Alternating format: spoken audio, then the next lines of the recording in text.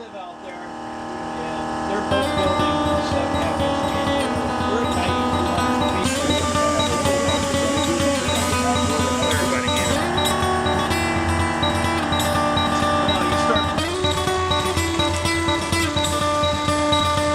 90 We're back on the Florida Live Steamers Winter Meets tab.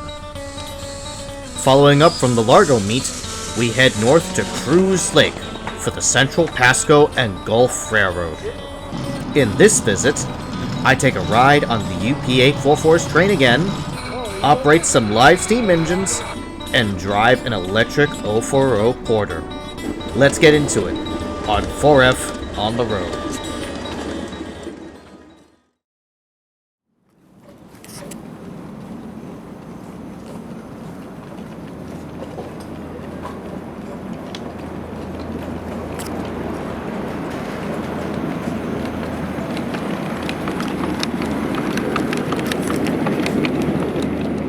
Normally, the winter meets at Pasco come with a great variety of steam locomotives of all fuels, but unfortunately this year's meet came with a setback. Due to a prolonged period of no rain, Pasco County had a burn ban on solid fuels in place, so unfortunately coal and wood burners were off the table at the railroad this year. Propane burners, on the other hand, were allowed, as they burned cleaner and do not produce sparks like coal or wood does. The lineup, though reduced, was still respectable in some regard. very good system. And they were First up on the locomotive roster, though, is one on the small side. Oh, really? Oh, okay. This is a beam engine, a vertical boilered steam engine. The way this operates is with a set of pivoted overhead beams, which are used to apply the force from a vertical piston to the vertical connecting rods. If you want a straight comparison, this works in a similar fashion to a DeWinton coffee pot, the main exception being the crank is connected to a set of chains that power both bogies, or just two sets of driving wheels. But in this aspect, it's very similar to how a Shay works. The story behind this particular one is that it was gifted along with a smaller 040 version to its current owner, my good friend Martin. If the paint scheme looks familiar to any of you, that's because this one's smaller sibling went to Train Mountain in June of last year, and managed to pop up in the limelight in one of Mark Huber, aka Heiss's, travel vlog videos documenting his time there. Most beam engines like this one are propane fueled with a working pressure of 120 psi, Stevenson valve gear, and over 100 tubes in the boiler. That being said, it only has two ways of feeding water, an electric pump or the hand crank when over 100 psi, as the pump can only go to so much pressure. Sure, propane do you normally go off of when you run this? When I arrived on Thursday, this was the first locomotive I rode behind, with its owner, Martin, at the controls.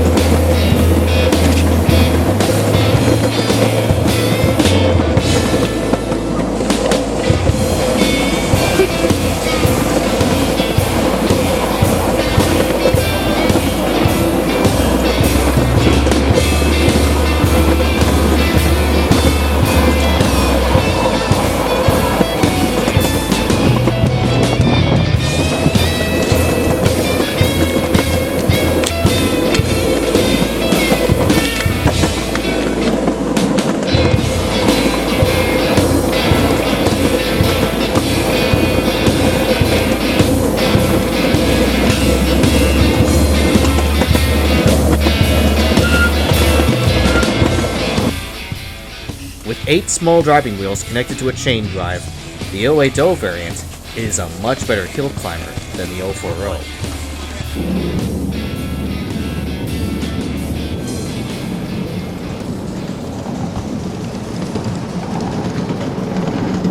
Back from the 2024 season is a familiar favorite, the standard logging company Shay number 3, owned and operated by Philip Nielsen, a name you may recognize in railway circles as he authored the children's book The Misadventures of the Galloping Goose, a retelling of the famous rail cars that saved the Rio Grande and Southern from bankruptcy in the 1930s. I'm sorry to say, however, that I wasn't able to get any run-by footage of the Shay while I was visiting Pasco, though I was granted permission to blow the marvelous whistle the Shay has. Oh yeah, it really is.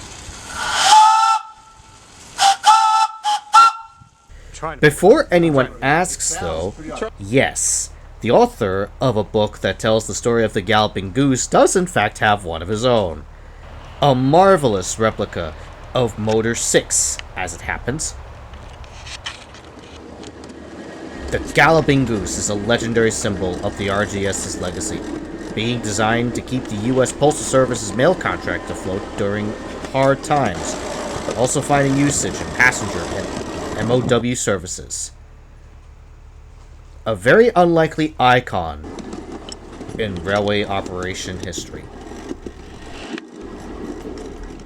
Give me the lowdown. On Saturday, a little different too. I did something rather fun. Yeah, it's a little different, and since the brakes are, that's brakes. Oh, okay. So I got a little bit of lower. We'll go slow, and I'll go prototypical speed. How's that? A fellow guest granted permission for me to drive one of his engines on the line, on that other. this HK Porter 040 saddle tank. The shape of this one should no doubt be familiar to some of you. It's the typical 8-ton variant made for logging railroads across the U.S.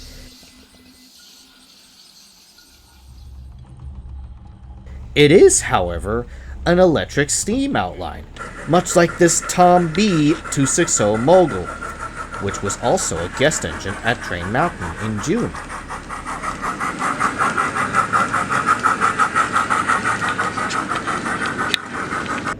After the preparation was completed, we headed out on the main line together. The owner, Wes, in front with the Mogul, while I kept to the rear with the Porter.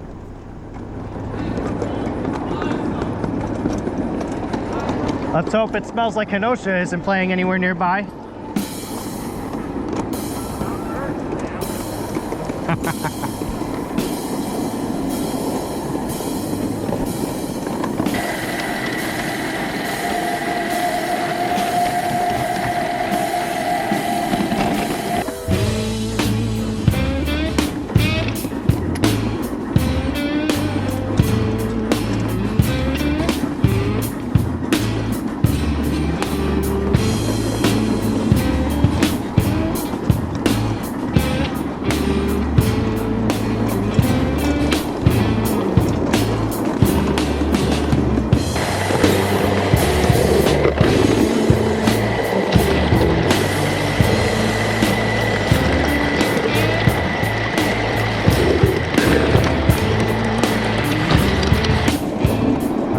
Faster for the grade.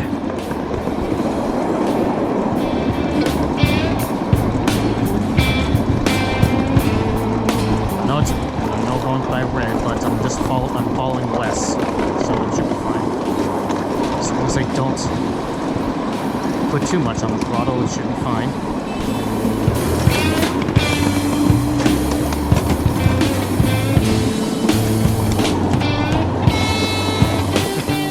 With driving the Porter, most of the basics of electric locos on this scale were familiar to me on this engine.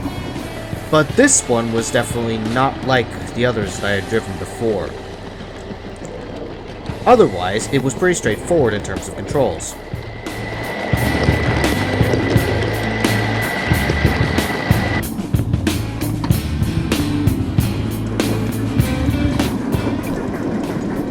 Oh, I know what we're doing now. If we go this way, we're gonna climb the grade up from Leonard to Macon. This is gonna be fun.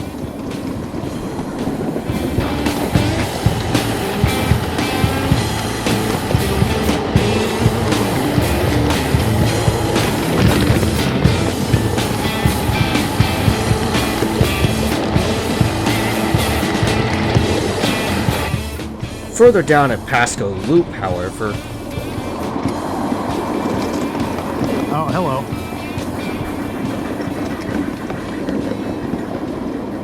The Shay's up in front. And so is the public ground behind us. Oh boy. Bad time getting keep this camera. So Wes and I diverted into Sheridan Loop in order to make way for the service train.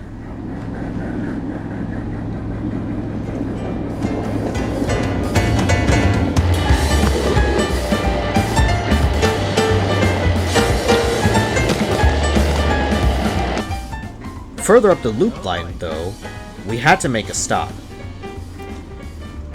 It turned out, coming from the opposite direction, Bill's electric switcher had derailed on a crossing.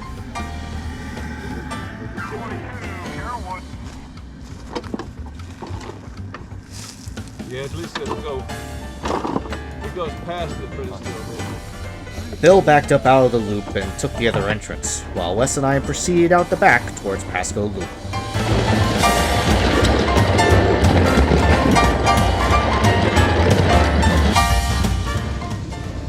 Going backwards.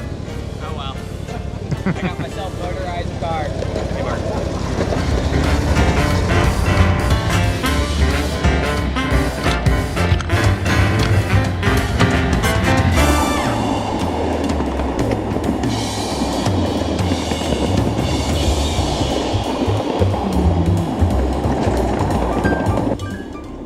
Wow, we finally got to tackle the steep climb to Macon. Now for the tackle. Now to tackle the gradient. I believe this is a 160 or possibly a 3%.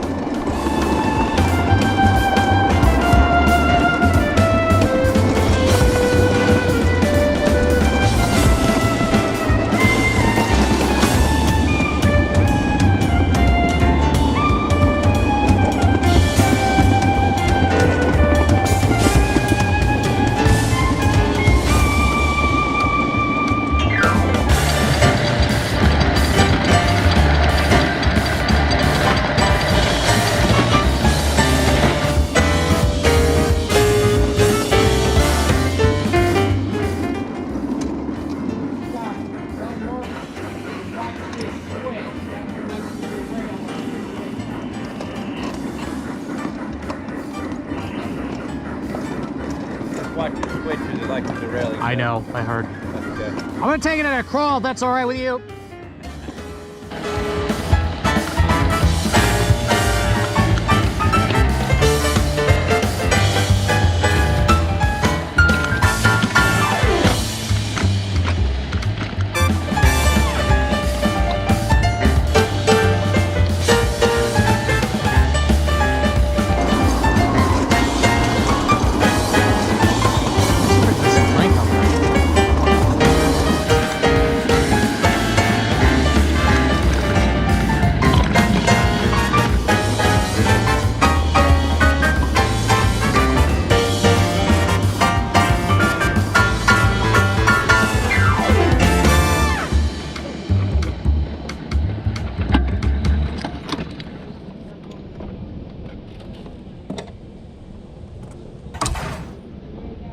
Just in case. In the past meets, I never really showed off what was inside Carolwood Barn, the main station on the railroad. But this year, I made that a goal. The Carolwood Barn was made as an exhibit of artifacts and memorabilia of the Carolwood Pacific Railroad, the famous 7¼ gauge railroad that Walt Disney built in the backyard of his Holmby Hills house in 1950. It's a fantastic display of photographs and models, a lot of them related to the Carolwood and the Lily Bell, the 440 that ran the Carolwood Pacific. The exhibit even includes an HO scale layout, though it wasn't operating that day, but it had a lot of features that I actually really liked.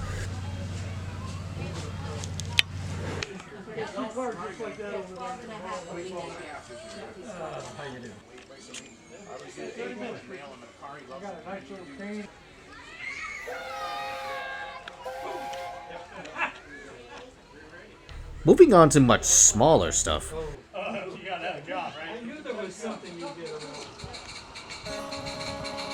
My good friend Steven also attended, and he brought his goodies. As did I, with my Mammon TE1A accompanying me to the event, and we both had some time with our little engines.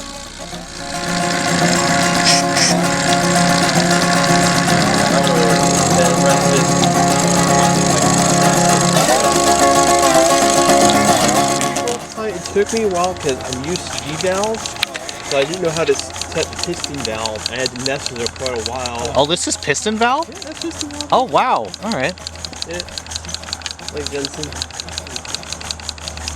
On the Saturday in particular, we had 2 stationary and 2 traction engines out at the Gauge 1.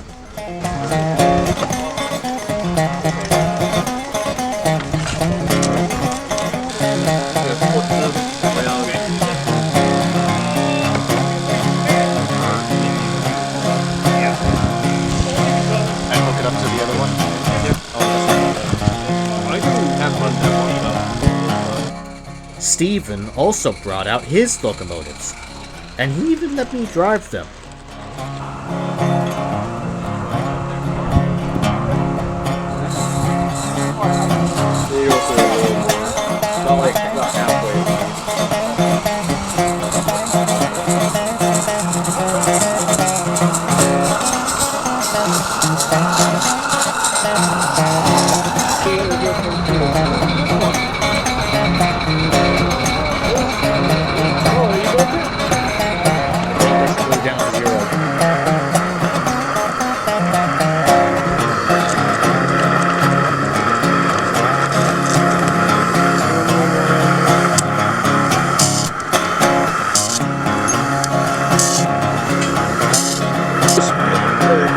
Yeah, you're right at the 7/8 mark. How much brakes do you say it has? 20 to 30, 20 to 40. That's right in the middle. So it's close. Yeah, push it. Push it first. Wheel.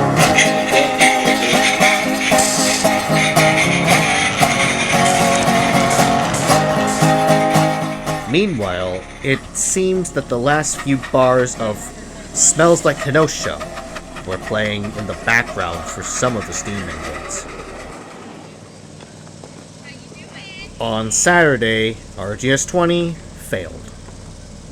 In a turn of events that mirrored Wilbert Audrey's short Gordon's Whistle perfectly, the whistle valve jammed wide open, causing all 110 pounds of boiler pressure to vent to atmosphere.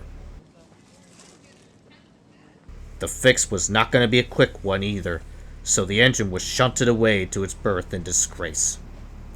While the action in the yard continued on, including a visiting engine from my home railroad, FEC 430, in her brand new Veterans paint scheme.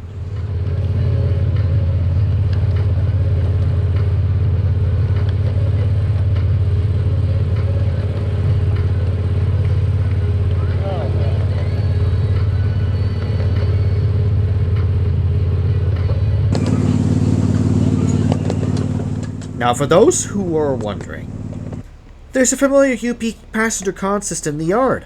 Where's 844? Well, I'm glad that you asked, as I've saved the best for last. The venerable FEF3 had actually done some traveling last year, going up to Train Mountain in June, and was one of the star attractions there. 844 ran only on Friday for this meet, but I didn't miss out on watching her do her stuff.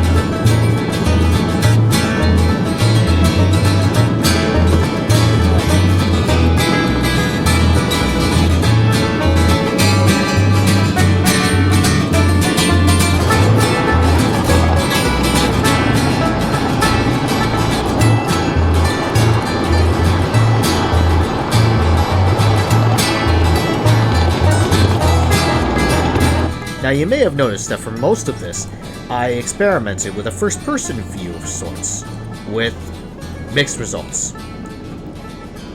Don't worry, I'll have it sorted out for the Manatee Central meets next week, but I think it still turned out pretty good. Let me know in the comments if you want to see more of this kind of stuff.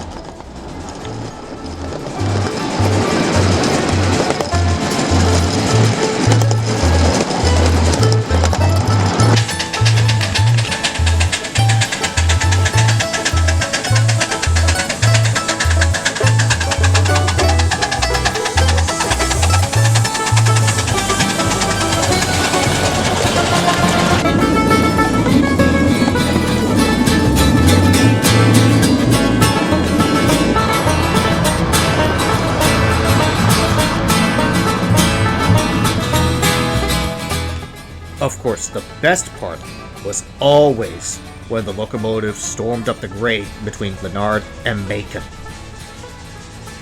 The noise is fantastic.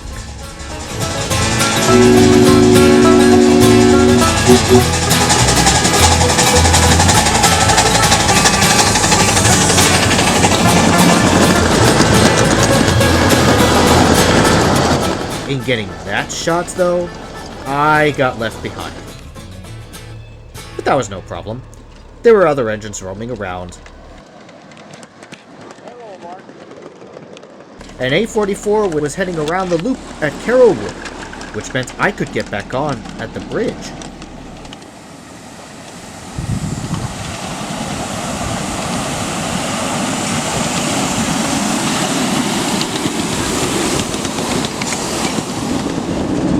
This engine has just about as much power and speed as Jacob's Little Prairie. It's smaller in height than Jacob's Prairie too, but it delivers the same boiler pressure.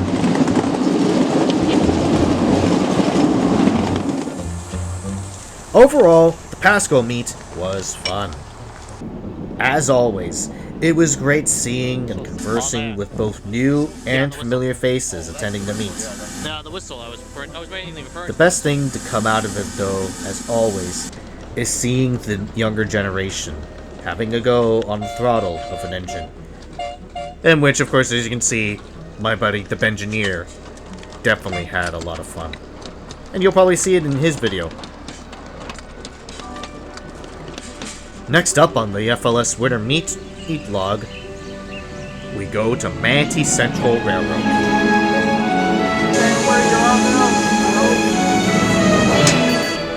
Now, I didn't do a good job documenting the line back in 2024, nor was I able to attend in 2025. But this year, I'm making up for it. We'll see you then.